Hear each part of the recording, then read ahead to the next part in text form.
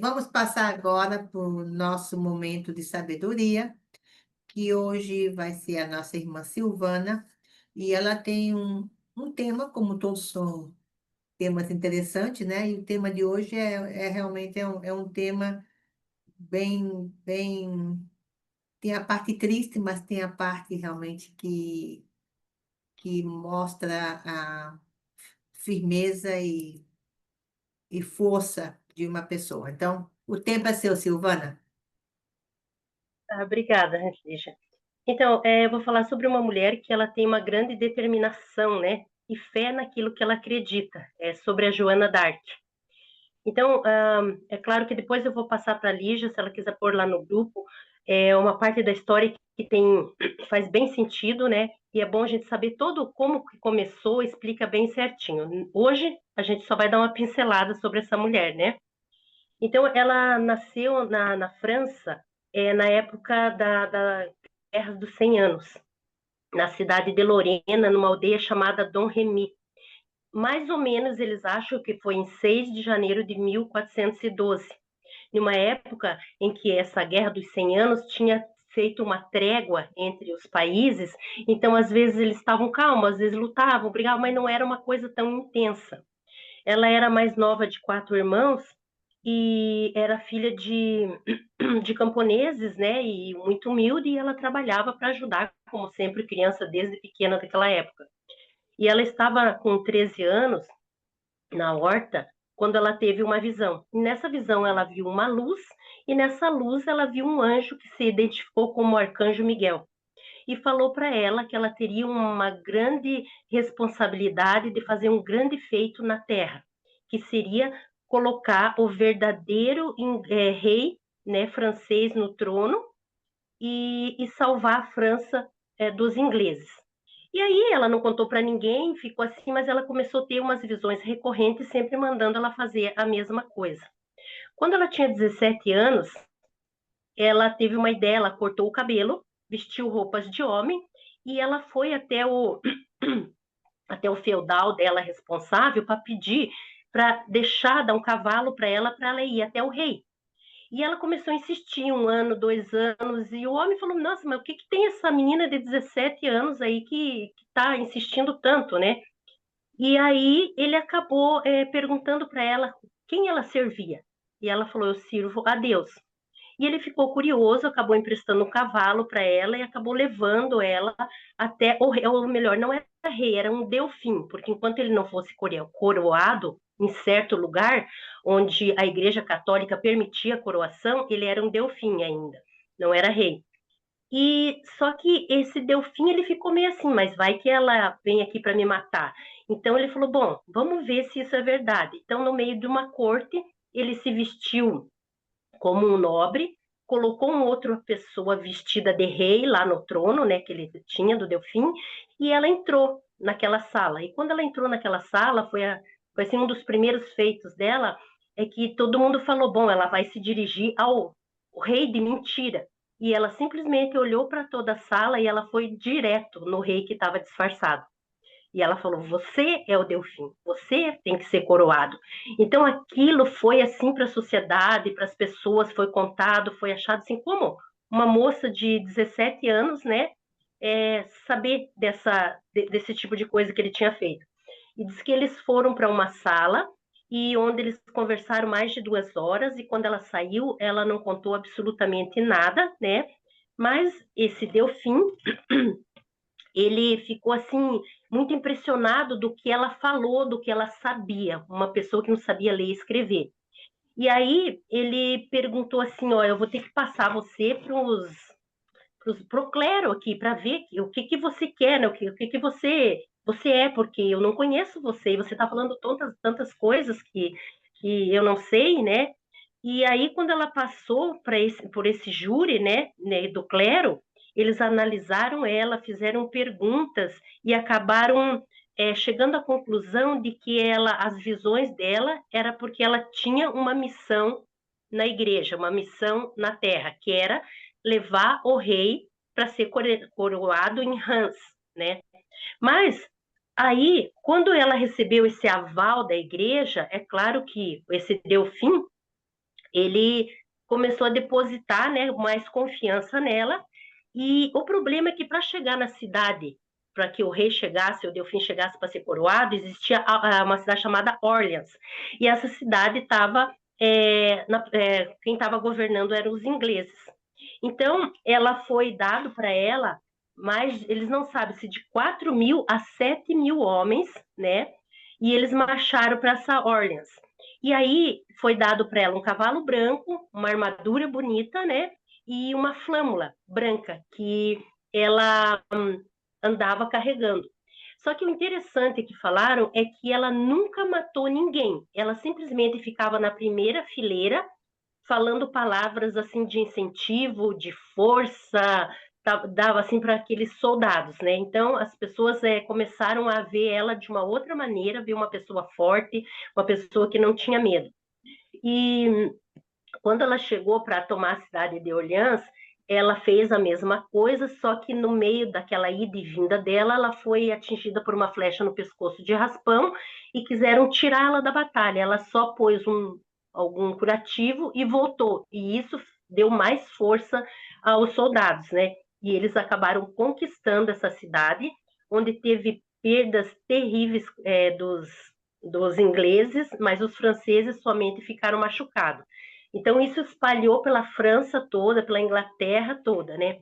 Então, a França, por gostar dela e fazer ela sempre estar ganhando as batalhas, né, para o rei chegar em Reims, eles achavam que ela era uma pessoa de Deus. Já os ingleses que estavam sendo sobrepujados com o comando dela, achavam que ela era demoníaca, né? Então, porque ela tirava as coisas deles.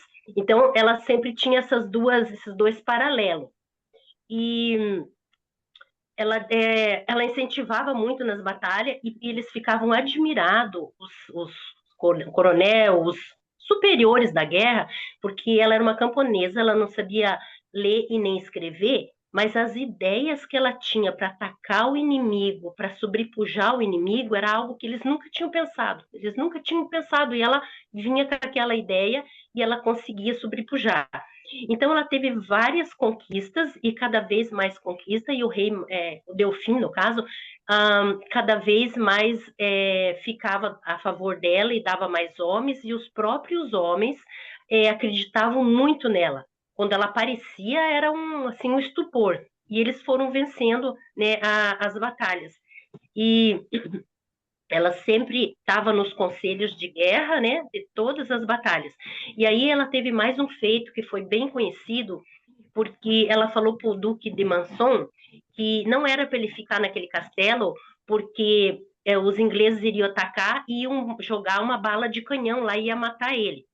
Ele ficou meio assim, mas mesmo assim saiu do castelo. E aconteceu naquela data, naquele horário que ela falou, aconteceu essa bala de canhão e ele foi salvo pelo conselho dela, o que levou ela a mais glamour e mais o povo a acreditar nos feitos dela, né? Então, sempre os ingleses eram dizimados e os franceses eram apenas machucados. Então, em 16 de julho, foi a coroação do rei Carlos VII, que seria o Delfim. Porque, assim, na história, né, quem vai assistir depois, bem certinho, infelizmente, na sucessão só tinha mulheres. E não tinha como, né? Mulheres daquele tempo era só para procriação. Então, teve muitas brigas e guerras, porque sempre um queria colocar outro, outro queria colocar outro, mas só mulheres, nascia mulheres que eram realmente de sangue para o trono. Então, esse Carlos VII, né, que a igreja aprovou, ele teria que ser coroado nessa catedral, na cidade de Reims.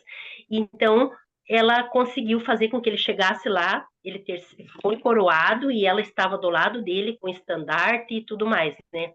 Então, ali, ela cumpriu o que o tal do anjo, o tal da visão falou para ela fazer, né? Ela tinha conquistado as cidades, devolvido, dado o trono, ele foi coroado em Reims, então já tinha terminado.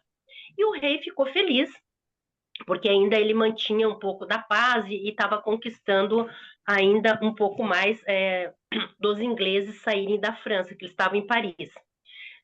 Só que ela estava tão com aquele ímpeto de ajudar, de conquistar, que ela falou: não, eu quero conquistar toda a França, vamos livrar toda a França dos ingleses. E ele falou: não, deixa, vamos devagar, mas ela com aquela ânsia, ela queria. E os ingleses e os da Bolonha, chama-se os borgoneses da Borgonha, eles estavam em Paris. Então, o que que eles fizeram? Eles fortificaram, né, o rei na época, agora ele já era um delfim, ele se tornou rei. E ele falou: oh, então vamos fazer um tratado de paz por um tempo para a gente negociar e tudo mais. Só que Paris, ela foi muito bem fortificada pelos ingleses, pelos Borgonha, pelo pessoal da Borgonha, enquanto eles estavam nessa parte de paz.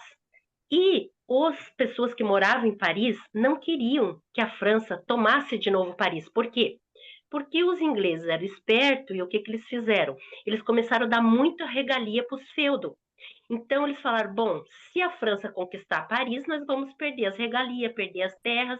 Então eles começaram a fazer inserções para desbancar a, a Joana d'Arc quando ela estava chegando, né? Eles atacavam aos poucos, iam matando aos poucos, para que quando ela chegou em Paris, ela tivesse menos pessoas, né? E o rei Carlos, ele não tinha tanto interesse em tomar Paris, porque ele estava numa posição boa, né?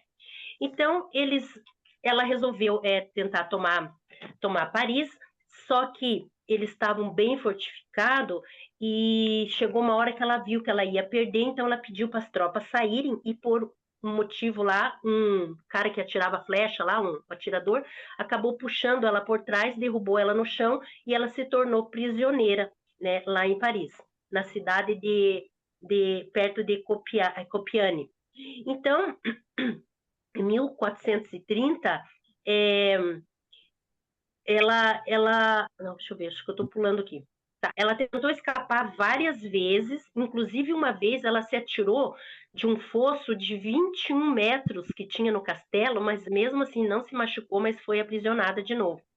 Aí ela foi vendida, porque os da Borgonha, que estava mais em Paris, eles venderam ela por 10 mil libras para os ingleses. Gente, 10 mil libras hoje é muito dinheiro, imagina aquela época também, né? Então ela foi vendida para os ingleses. E lá com os ingleses, ela foi considerada uma herege. Então, em 9 de janeiro de 1431, ela foi feito um júri totalmente imparcial, um júri por conveniência, e eles não sabiam como eles iam julgar, porque ela não tinha nada contra ela só era, vamos dizer, um soldado de guerra, né? E eles ficaram procurando coisas. E aí eles falaram: bom, ela tem que cair em contradição. Então, um dos clérigos lá, que não tinha absolutamente nenhuma autoridade para fazer esse julgamento de heresia pela igreja, fez umas perguntas para ela e ela sempre se saía bem. E uma das perguntas que ele fez, que naquele tempo era bem assim grave, ele falou assim: você se considera estar na graça de Deus? Se ela, a resposta dela falasse que sim, era heresia, porque naquela época ninguém poderia estar na graça de Deus. Se ela dissesse que não, ela seria do demônio. Então ela deu a seguinte resposta: se eu não estivesse na graça, ele que me ponha lá. Se eu estiver na graça, ele que me mantenha lá. Então, assim, ela tinha uma perspicácia tão forte em responder as coisas que eles não tinham como achar uma culpa. Mas o problema dela é que, naquele lugar onde ela estava sendo julgada por heresia, existia uma duquesa de Borgonha, que ela veio e viajou para casar com o rei, e nessa viagem dela, a Joana d'Arc estava com os homens dela e abordou toda a carruagem e deixou ela presa, e ela passou por uma humilhação, e ela falou assim que jamais ela ia esquecer uma menina de nada forçar uma rainha a ficar em lugares frios e tudo. Então ela tinha uma raiva e nunca perdoou a Joana d'Arc. Então ela fez de tudo para que Joana d'Arc fosse condenada. Então, o rei Carlos, que agora já era rei, né, ele simplesmente só intimidou os ingleses, que se caso acontecesse alguma coisa de grave com Joana d'Arc, ele iria invadir a cidade, mas ele não fez absolutamente mais nada porque ele estava numa posição confortável.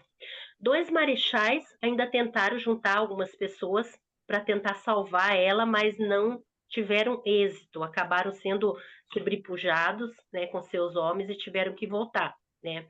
Então eles tentaram de tudo que é coisa, até eles falaram que eles tinham que provar que ela era bruxa, né? Mas também não conseguiram provar que ela era bruxa.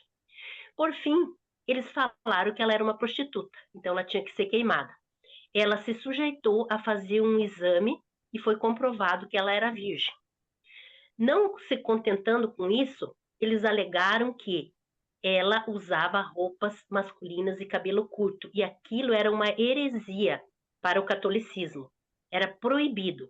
Os católicos só deixavam uma mulher usar uma calça ou se vestir com homem se por acaso ela fosse numa viagem ou ela estivesse no meio de muito homem, que era para guardar, resguardar a sua castidade. Então, ela teria essa permissão. Então, ela foi julgada. Veja que coisa maluca, né? Uma mulher que batalhou tanto, ela foi julgada por usar roupas masculinas. E aí ela foi colocada numa cela, colocada um vestido, renunciando a tudo, as heresias, todas as coisas que eles falaram para ela, e ela estava de vestido. Nessa cela, um homem tentou violentar ela, e ela voltou a vestir calça comprida. E foi aí que foi decretado a morte dela, porque ela já tinha sido perdoada e ela voltou aos costumes antigos. Então, na verdade, eles não acharam nada, mas a única coisa que eles se pegaram foi assim, que ela foi condenada a ser queimada na fogueira por ela estar usando roupas masculinas, que naquela época era uma coisa terrível. E mesmo ela falando que era para se defender, eles não acataram mais isso. Então, ela acabou sendo, no dia 29 de 5 de 1471, ela foi condenada à sentença fogueira e foi ateada a fogo num dia seguinte, né, em praça pública, quando ela tinha 19 anos. E as pessoas que estavam lá e que deram o seu relato, né, falaram que quando ela estava sendo queimada, na hora da morte, ela chamou muito por Jesus. E depois eles reviraram os restos mortais dela, tocaram fogo de novo e as cinzas jogaram no rio Sena, né? Porque eles não queriam deixar nada, né, sobre ela. E então, em 1453, logo depois, terminou a Guerra dos 100 Anos e a família dela solicitou ao Papa para investigar toda a vida dela, todo o julgamento dela, onde foi considerado, né, depois de muitos anos, que ela não tinha nada de acusação, que ela foi acusada injustamente, né, e que ela morreu como uma mártir, né? Então, foi constatado que todas aquelas pessoas que eles chamaram para depor lá era tudo mentira, que tinham inventado, né? E no final de tudo, ela foi realmente condenada à morte por usar roupas masculinas. Então, assim, ela foi uma mulher que inovou, né, as técnicas das batalhas, das guerras, dos ataques frontais. Eles nunca tinham feito ataques frontais, foi ela que fez essa estratégia. Ela usava estratégias bem diferentes e ela inspirou a geração que veio depois dela a esses novos métodos de guerra, né? Uma mulher, que, né, não tinha estudo nenhum, e somente se falava que se baseava pelas visões que ela tinha. Então, assim, eu penso que ela defendeu, né, o que ela acreditava até o final, ajudou muitos reis, muitos ducados, teve várias conquistas, teve várias batalhas que ela conseguiu, né, colocou um rei na posição de rei, que ele não era, ele era Delfim, né, abaixo, e no final, ele que poderia ter ajudado ela, ele não fez absolutamente nada, né? Então, quem acabou fazendo foi dois generais que tentaram, com poucos homens, tentar invadir, tirá-la de lá, mas não conseguiram, né?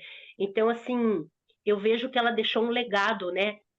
Não só para aquele povo lá na época, mas para nós mulheres, que nós temos que defender, né?